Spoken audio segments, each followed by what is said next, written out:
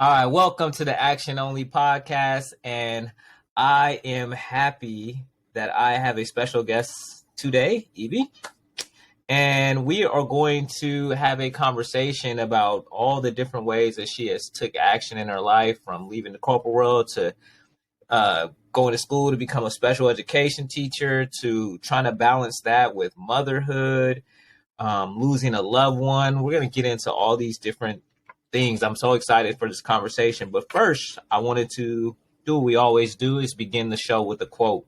And today's quote is, "We are what we repeatedly do. Excellence, then, is not an act, but a habit." And that quote is by Will Durant. Now, this woman right here, I'm going to tell you guys a story. So when I inboxed her to come on the show, the first thing I asked her was, "Who do I got to beg to get you on the show?" Because, when you start out something new, you cannot be afraid to ask people for help and, ask people to come on, ask people to support. So you gotta humble yourself a little bit when you go out there. And I have known her for quite a few years. We actually had started we did a project, which I was telling my wife today, we should have kept going because we was on to something. Yeah. She has been kind to me in all the years that I've known her. I've loved being able to look on Facebook and see the encouragement that she gives to other people and to me, and just how real she keeps it. That is one of the things I really I appreciate about her. So to me, she's an influencer. She's a wife. She's a mother. She's a teacher. And she's just one that just keeps it real. So we're going to get into this conversation. And I really think that this conversation is going to be helpful for a lot of people.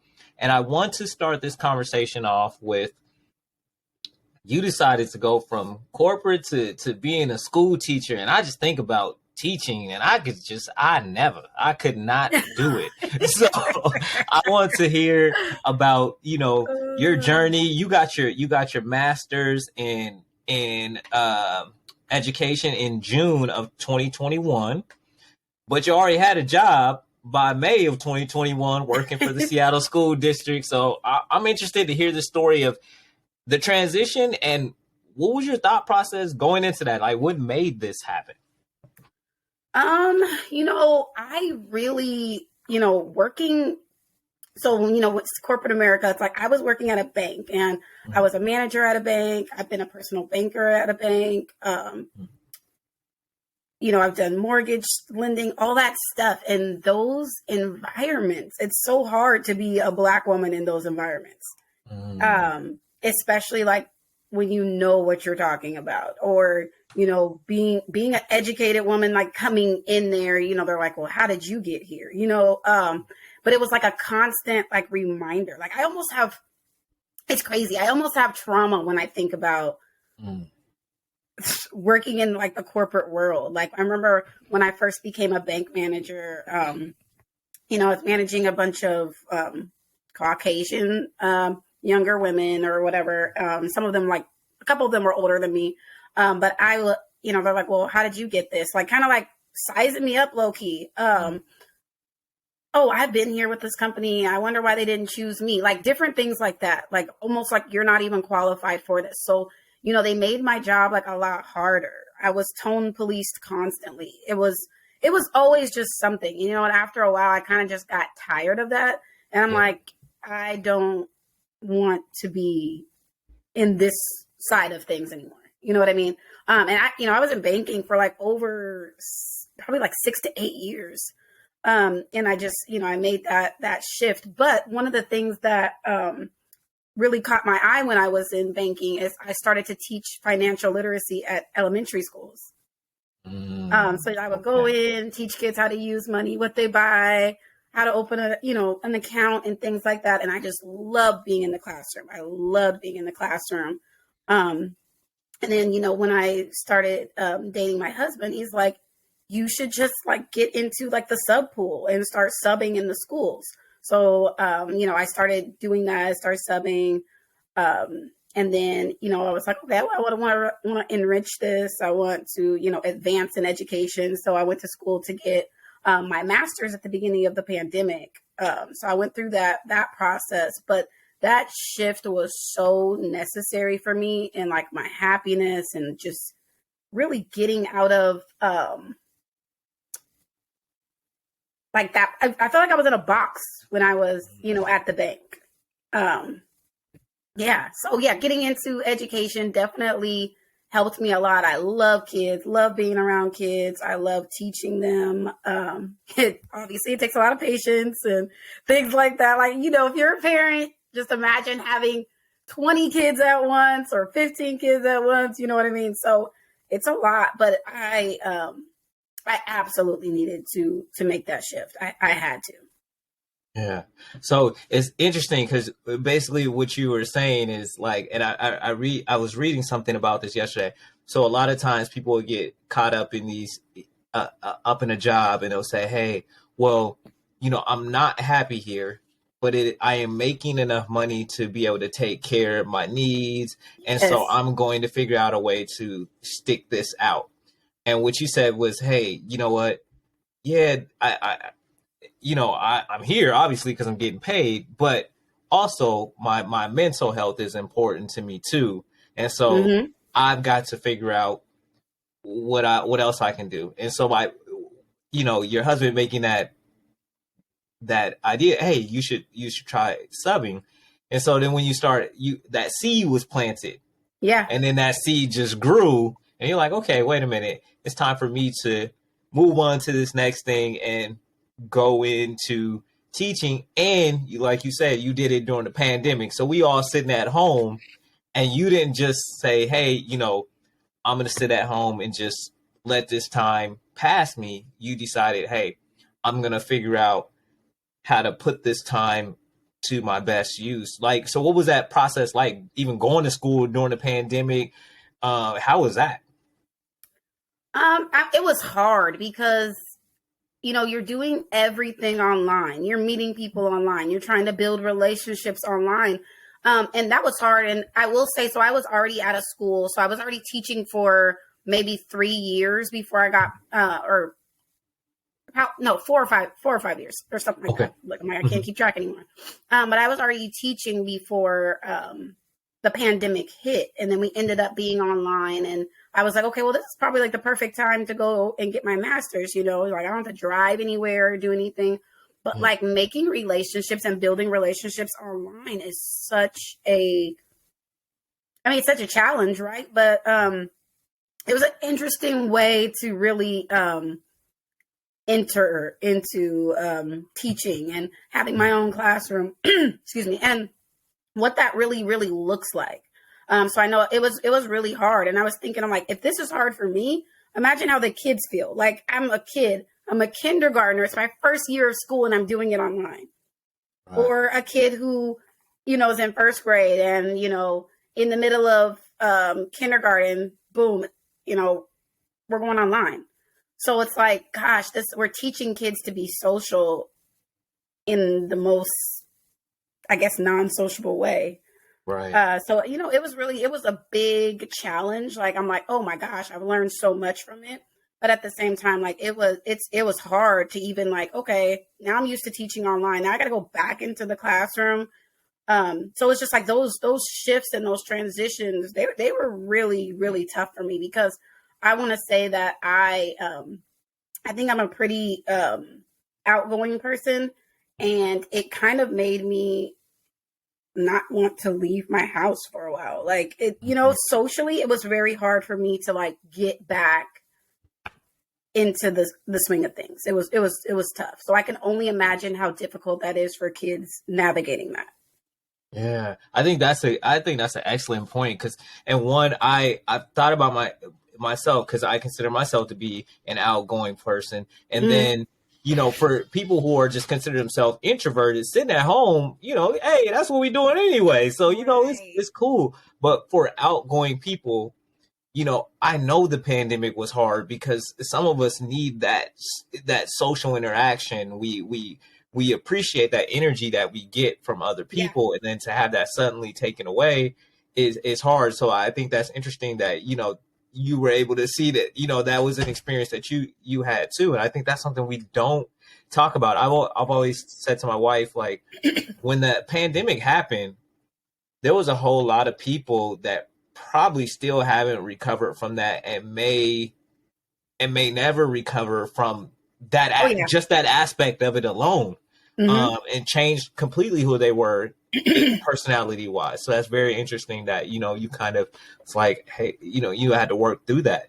Yeah. Well, and that's the crazy part, because I was like, okay, I'm going to go back to school. I'm going to go to grad school. And then, it's like that first year of marriage, then I get pregnant. Right.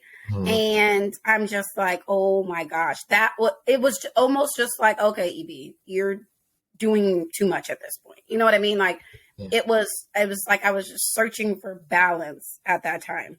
But it's like, okay, this is the time. The time is now to do this. Like, I can't wait to do this.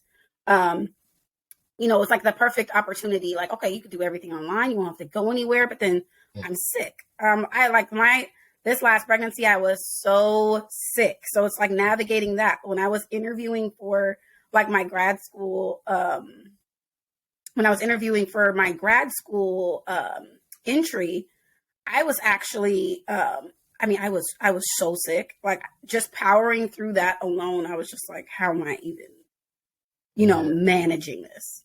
Yeah. You know what I mean? So it's just like, you have to like navigate through so many things, because there is a timeline to certain, there's that pressure to complete certain things by certain time. It's like, it may not be pressure that's there, but it's pressure we put on ourselves, Right. And I think that's interesting. So it's like, like you said, you're going to school, you're pregnant, first year of marriage.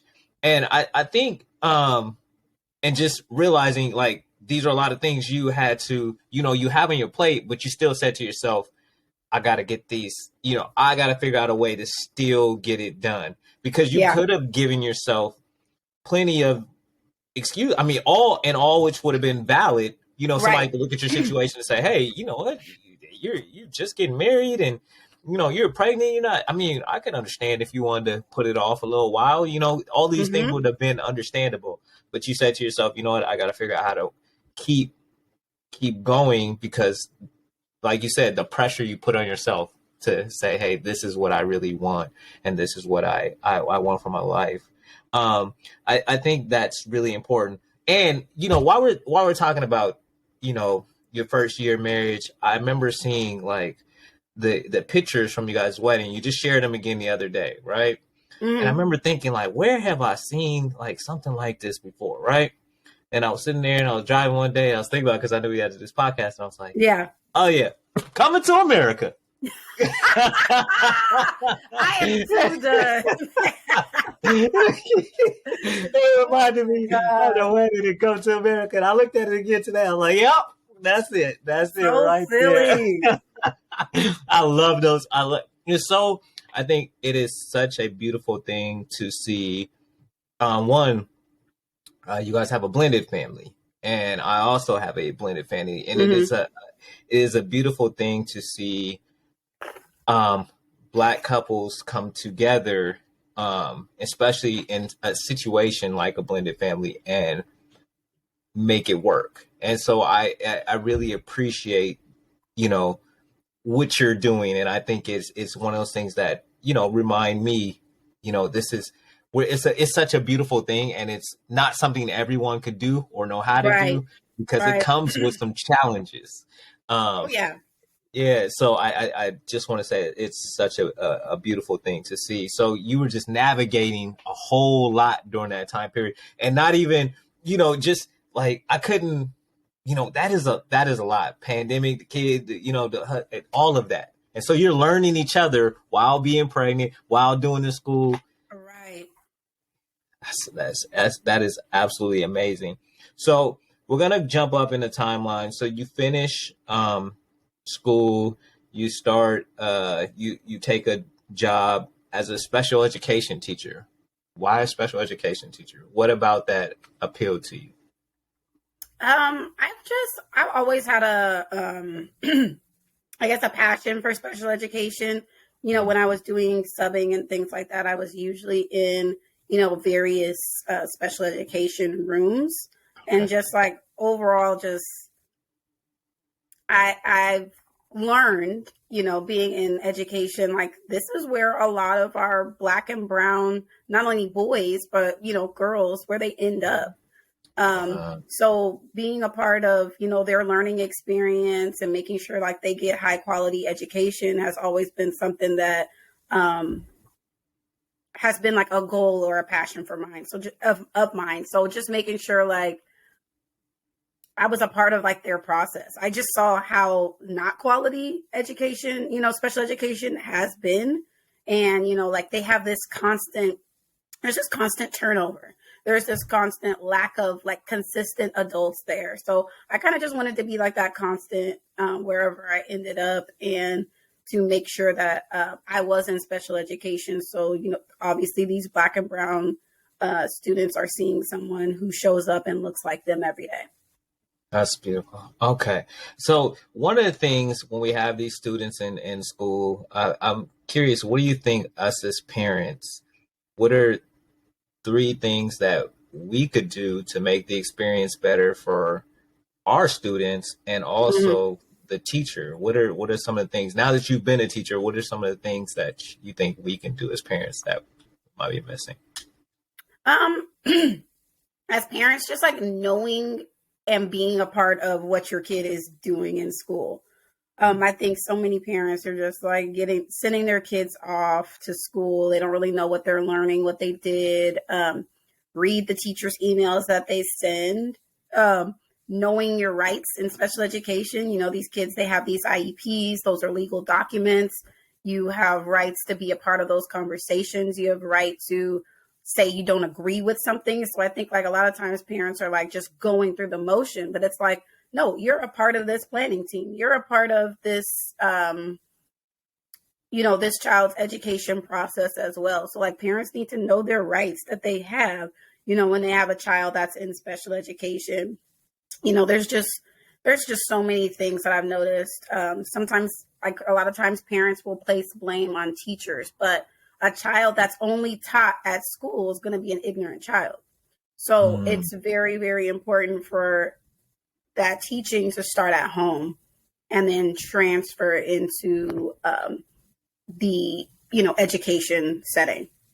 Yeah. And I think that, that is something that is not said enough is, if your child is only taught at home. And I think that is, I think some of the times that is hard for parents to accept, because when you said that, I was kind of like, damn, you know what I'm saying? A little bit, it is because you really do. We do understand. We know that, intrinsically know that it should, but knowing and doing are 2 different things. And just, absolutely hearing where, a teacher say where that makes a difference is important. Yeah. Oh, yeah. Well, and then it's just like, I know some parents, and this is what I hear a lot, like the strategies that you guys are using are so different from what we did. And it's just like, there is no one way to do anything. And I always tell my students that if I teach you a strategy, you can teach me a strategy. I don't want to put them in this box of there's only one way to do something. If you have a math strategy and it might help the rest of the class, come up and teach us. You know what I mean? Like I learn from my students. Well, I actually, and this is why, when I give them something new, sometimes I just see how their brains are already thinking about it. Before I even teach, I'm like, okay, well, when you look at this problem, how would you solve it? You know what I mean? And I think it's just like giving them that agency that they're independent thinkers already. I never want students to feel like they're in a box. Like I hated that about school. And that's why there's, it's just like, oh no, you didn't show your work this way. And it's like, well, that's not the way my brain thinks about it. So I want them to use the strategy that works best for them, not the strategy that I feel like they should use. You know what I mean? Yeah. And I think that's very interesting, very important, because that reminds me of one of my sons. He was doing math and he could get the right answer, but because he wasn't using some like a box, some type of box formula to calculate the math, the teacher was saying it was wrong. Yeah. but that just wasn't how his brain processed how to get the answers.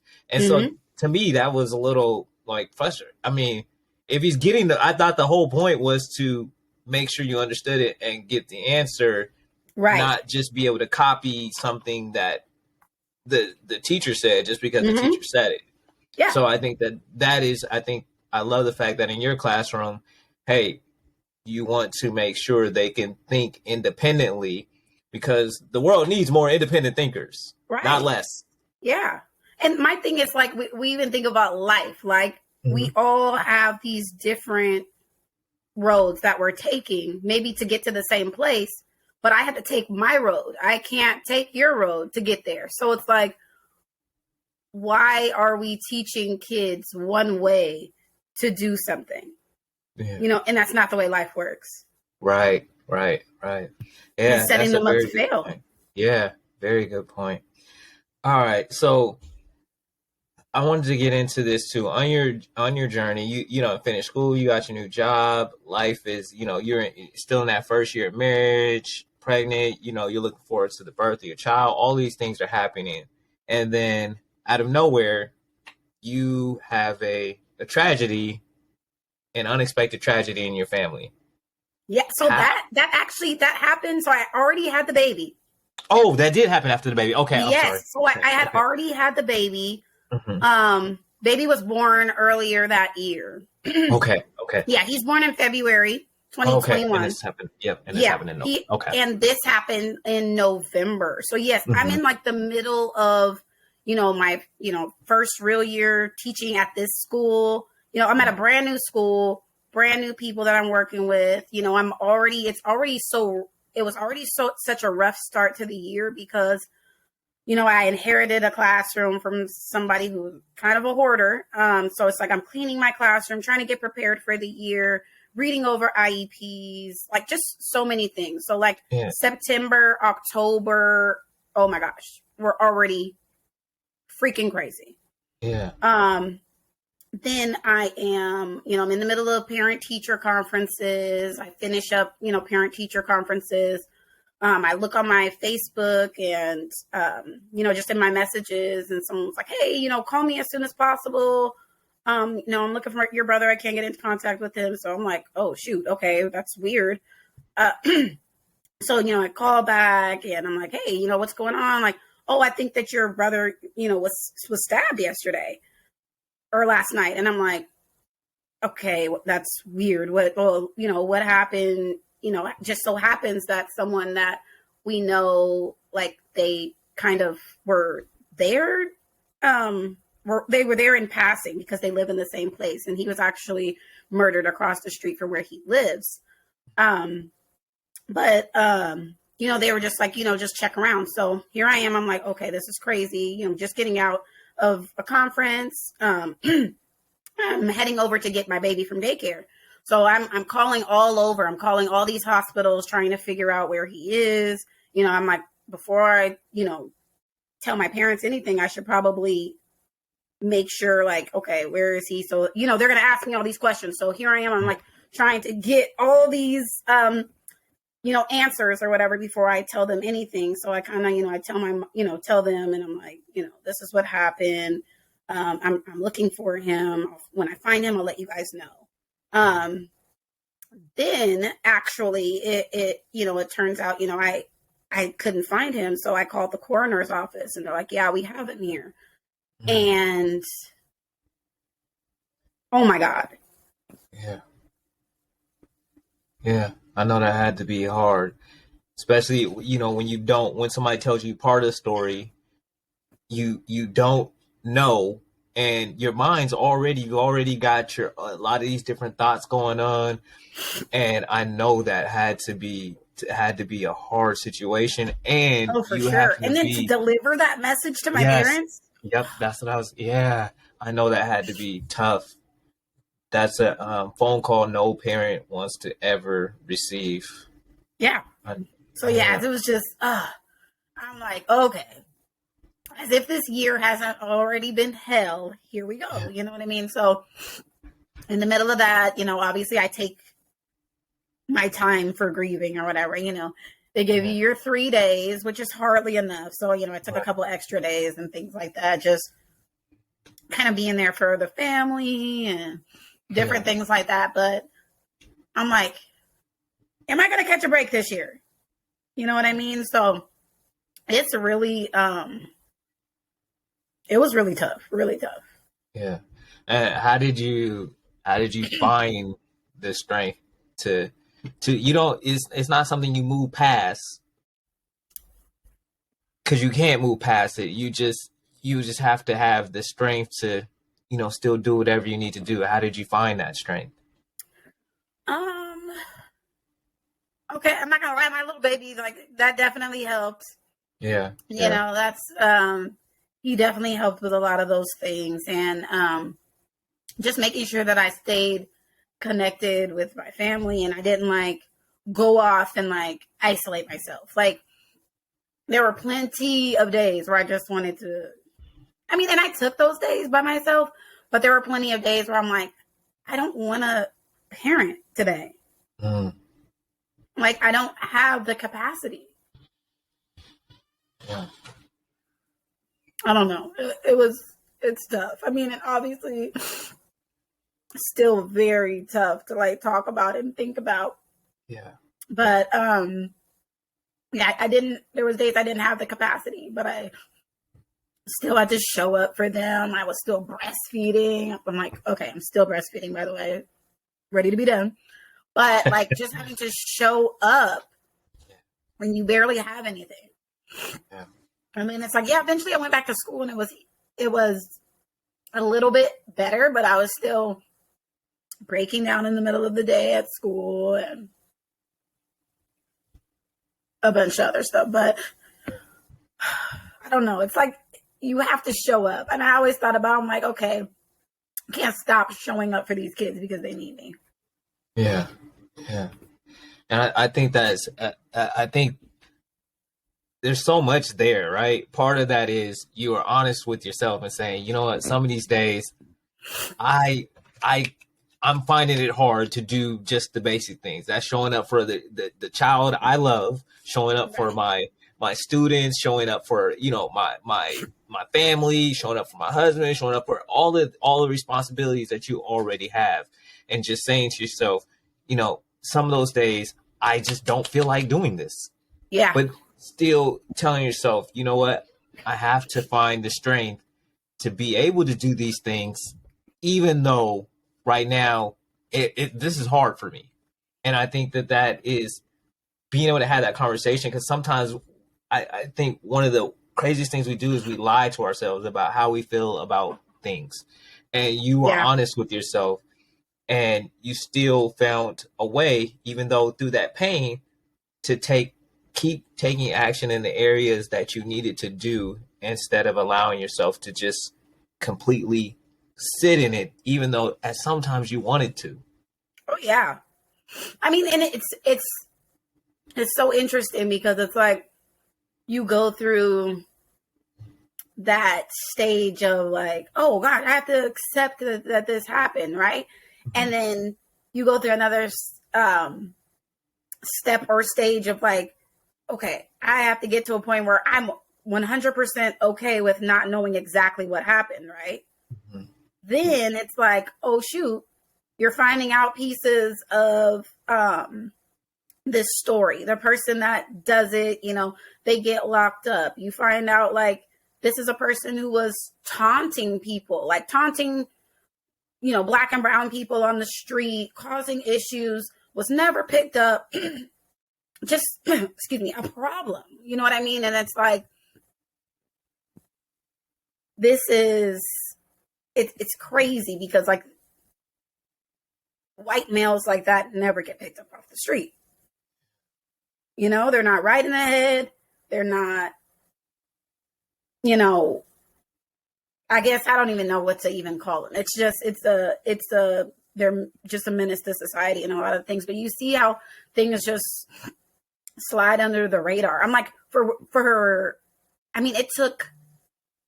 he was killed in November and it took till crazy. The guy was actually picked up on his birthday. that next year or whatever. So it's like from November to July, this person is just walking the street. I'm like, my anxiety was like through the roof because I'm just like, why haven't they picked him up? If they know that this happened, blah, blah, blah, blah, blah. And I'm just like, I'd see like big white men in the store and I'm like, oh my God, that could be the person. That could be like,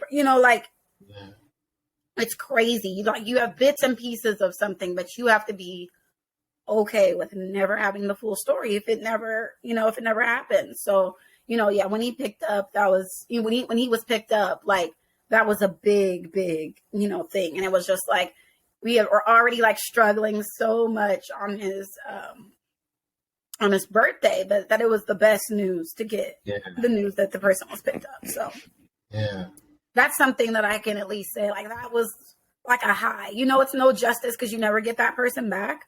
Right. But, as I was saying, it's just like there's these stages that you go through in the grief process, especially when a loved one was murdered, because it's just like, okay, then you go through these healing things. And then when trial comes, right, whenever that might be, then you're reliving it all over again. Yeah. Yeah. And it's, this reminds me that, when we're going through life, there is no straight line. It's not a straight line. We have these things that come up that we could have never anticipated. Like you could have never anticipated that this was going to happen. You could have never anticipated, like almost like when you're looking around in the store, that's almost like having a PSTD about the situation. PTSD. PTSD, yeah. I was going to say, that's a hard little acronym. Yeah. But almost, having that about the situation when you're looking around like, could this be him? Could that be him? You know what I'm saying? So that is it. That is a difficult process. I want to, and it's just crazy. And all of this of the time frame when we think about how much of all of this took place in, how short of a time frame this all took place in. What I want to do now is I want to close out with 2 more questions. Actually 3 more. The first one is, got my little card here. If a student comes to class and says, my mom said, if you give me anything less than a B, you will have to see me. What would your response be? See me? Like her saying I have to see her? Yeah. I mean, obviously I would probably laugh first. I'm not even gonna lie. Like you, but I would definitely laugh a little bit. But I would definitely probably reach out to that mom and be like, what did you mean by this? And then like, what is our goal to get that person to a B? What are we gonna do to make sure that they thrive, right? Okay. And I'm kind of a flexible grader in, so many aspects, like I was telling you, because like there's no one way to do things and stuff like that. But as far as like the parent, I would definitely reach out, and you kind of have to put that responsibility back on them. Like, yes, I'm the grader, but we're both the teachers here, right? So what are we going to do if they get less than a B? What are we going to do? How are we going to work together to ensure that they, get more than that? But that's a little aggressive. Yeah, that's why I couldn't be a teacher. I'm like, I get off at 3:30, because he definitely get a C- now. So now what? You're so sick. Like, no revenge, no retaliation. See, that's why I'm not a teacher. Right. I stay in my lane. So I want to kind of, because like I said, this podcast is about taking action. And you wrote something back in 2020 on your Facebook page. You said that what you were going to do is you want to improve what's yours. You want to grow and build investments. And you wanted to nurture new life and keep your vision clear. How did you, what was the thought process? How did you come to determine, those are the things you're going to focus on? And what did you do? Especially, I'm really interested in the grow and build your investments. What was that process like? Because I think not enough of us understand that process. So what was that process like for you? Yeah, like when I'm talking about like my investment, like, my home, my properties, things like that. It's when you own a home or you have property, there's always something to do. There's always something to do, always something that needs to get fixed, improved. And at my first house, I bought an older house, and there's just always a bunch of projects that need to be done, and planning to like expand that project. And I, one of my graduation present to myself when I graduated from grad school was I bought timeshare properties as well. So Okay. I kind of just invested that way. That way I have like more income to like say, hey, people want to travel to whatever place or whatever, I can give them a week and they can pay me, like different ways for me to make money. Or, people are always traveling, right? So Yeah. different ways for me to grow that investment, and how do I put myself out there to be making money, in different places or in my sleep and things like that. So because my biggest like goal in life is to really free up my time. Like my time is so valuable. It's like growing those investments and like, what will I do with those investments? How will I improve, where I'm at so that I can, maximize my earnings there as well. So it's like always like thinking about what I want to do. And the best thing that I could have done for myself is getting myself a mentor or someone who is already, doing what I want to do. Like I think we don't take mentorship, seriously enough. You know what I mean? Like everyone has this thing where they have to be so independent and I got to do it on my own and blah, blah, blah, blah, blah. But it's like, we need mentorship so badly. You know what I mean? So that's like the biggest thing. So it's like when I was talking about like growing that, nurturing, life, my baby, bringing that, making sure like he's raised around love. Like, even if I don't feel like anything today, like making sure I'm still showing up for both of my kids, or all of my kids. You know what I mean? In a positive, impactful way. So it's just like, you're nurturing so much life, regardless of what I'm going through. I still have people that I have to show up for. Right. Yeah. So it's like balancing like, hey, today I don't have the capacity. I learned to give responsibility to others. You know what I mean? Like that was probably, and still is one of my biggest areas of opportunity, is not thinking that I have to do everything myself. It's funny. So I don't want to say too much, but there was this quote that I read as I was thinking about myself. Excuse me.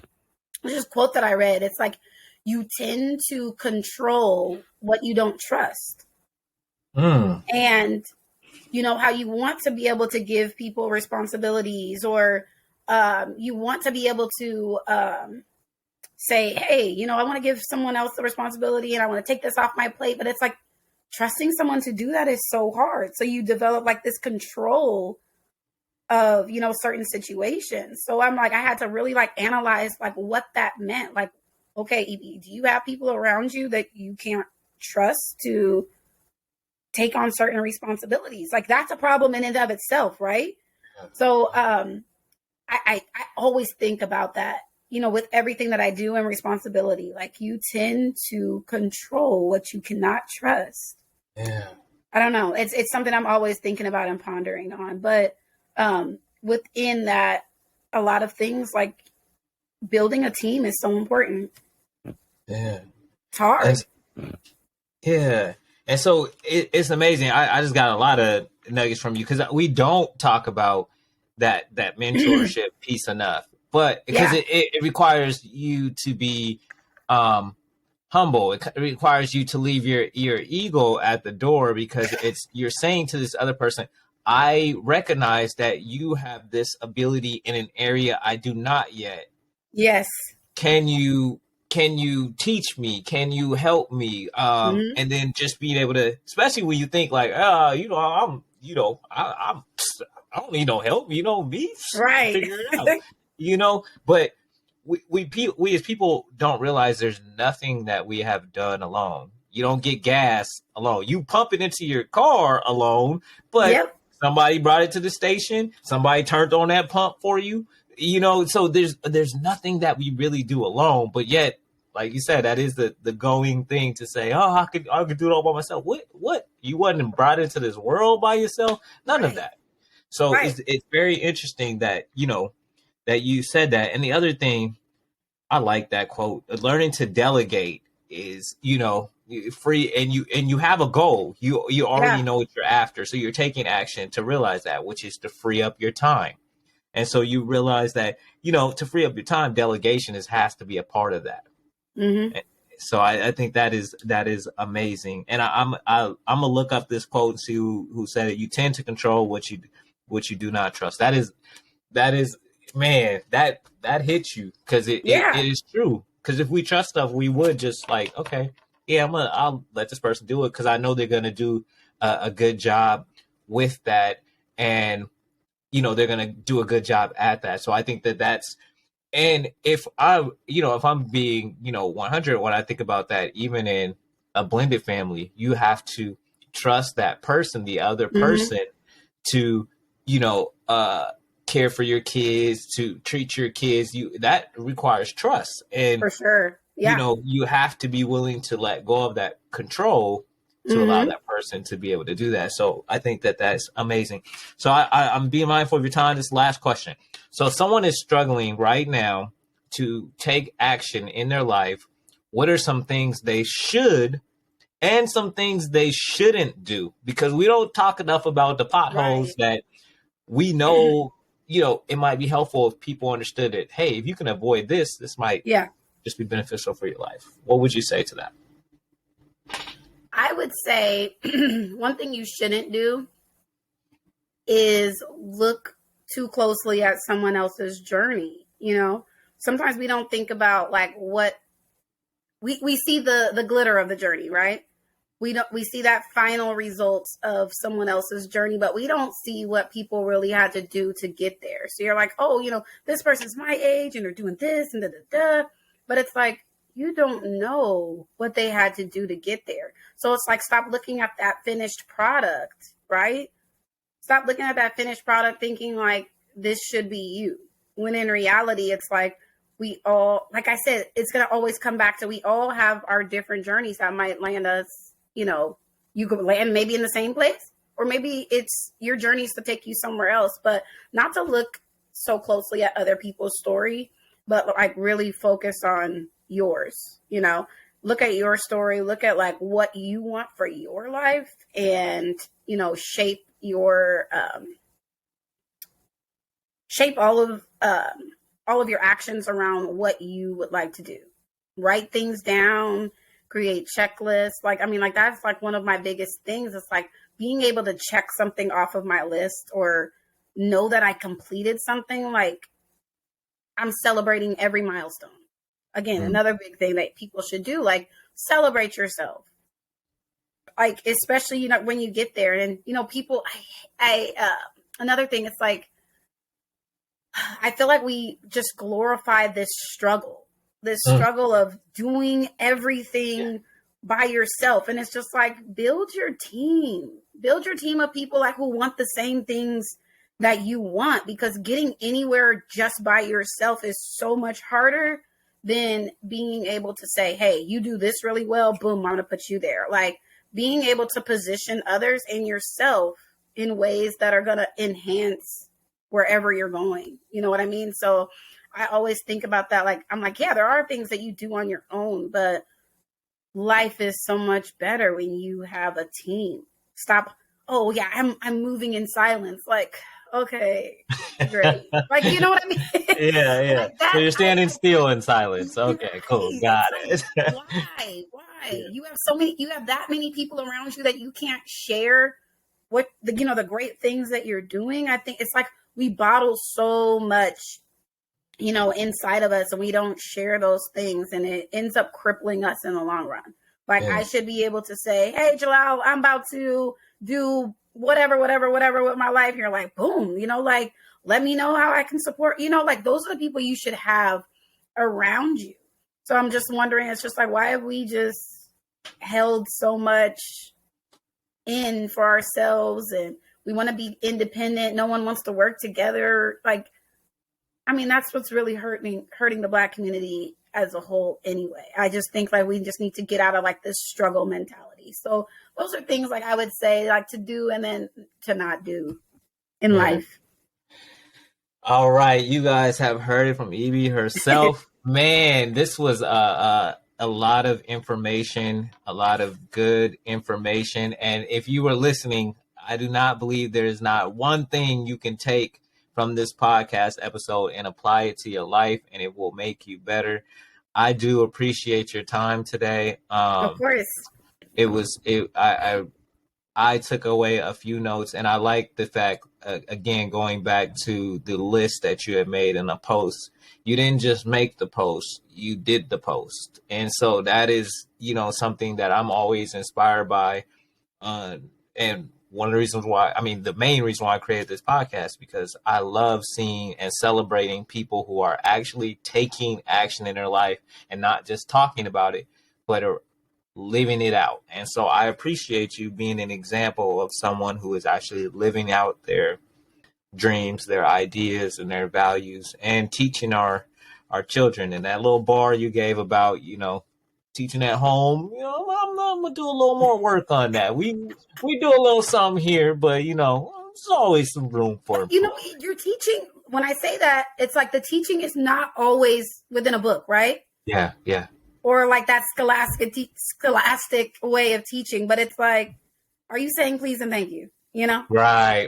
And you have kids, like that's what I'm saying. Like if you're just taught in school, you are going to be an ignorant child because there's so many things that we don't even touch upon. So, look, I said I don't want to get back into it, but that's what I meant. Like, because I'm sure other people might have been thinking like teaching. No.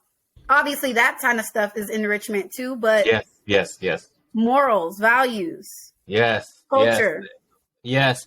Oh, yes. That's a good one. Yeah. And it's so interesting. I'm gonna say this last thing, then we're gonna go. Mm-hmm. I have noticed since I moved to South Carolina.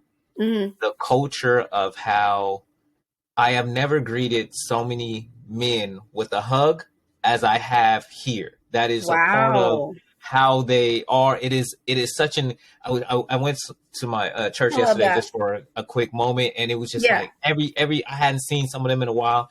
Man, first thing they did came up, gave me a hug. I love you, man. It's good to see you. You know what I'm saying? Like that to me, it was just like, wow, this is that community, that love for your brother, and not that, you were just speaking about that almost that crab in the barrel mentality. Mm-hmm. That has really been something that has been absolutely refreshing for me to see since I've been here. I love that. Yeah. It's been amazing. I love that. Yeah. All right. Well, this has been the episode of Action Only Podcast. I'm your host, Jalal. And please check out my website, jalalwilson.com, where you will find actually many blog posts about my random thoughts about life, love, whatever I'm feeling that particular day. And I just want to say again, Ibi, thank you for coming on. Ibi Holiday, thank you for coming on. Thank you. And if you really want to see what, her last name says it all, but, go watch Coming to America again, and you can just picture her wedding, because that's, what it was. Like, and with that, we are out. I'll see you guys again next week.